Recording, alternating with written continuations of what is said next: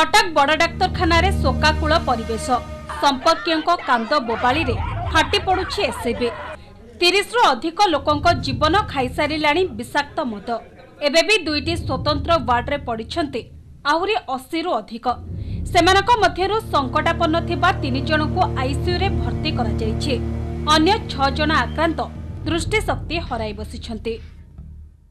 6 जन पेसेंट बर्तन आखि डिपार्टमेंट रे अछन्ती जो मानकर विजुअल इंपेयरमेंट हेछि तांकर आखिर चेकअप चलीछि आउ आम पाखरे मेडिसिन रे काली सुधा आज सकाळ सुधा आम पाखरे 79 जन पेसेंट थिले काली इवनिंग रे 15 जन पेसेंट आसीथिले जो माने कि सेमती विशेष किछि सिम्पटम नथिले मध्य से माने जेहेतु कि आमर मीडिया रे न्यूज गला जे जो माने सेही एरिया रू अल्कोहल खाइचंती जदि तांकर किछि सिम्पटम हो से आसीबा पई तेणु 15 जन पेसेंट काली आस्थिले किंतु सेमानकर कंडीशन स्टेबल अछि आउ आम पाखरे वर्तमान जो 79 जन एठी चिकित्सा होउचंती पाखापाखि समस्तंकर कंडीशन स्टेबल अछि तेणु वर्तमान सेमानकु परीक्षा निरीक्षा चली। मदमृत्यु घटनार 4 दिन पर मुख्यमंत्री हृदय तरली पंचायत निर्वाचन प्रचार में जोरसोर मातिथिबा मुख्यमंत्री नवीन पट्टनायक शुक्रवार एससीबी रे विषाक्त मदर भयावहता देखा जाइथिले।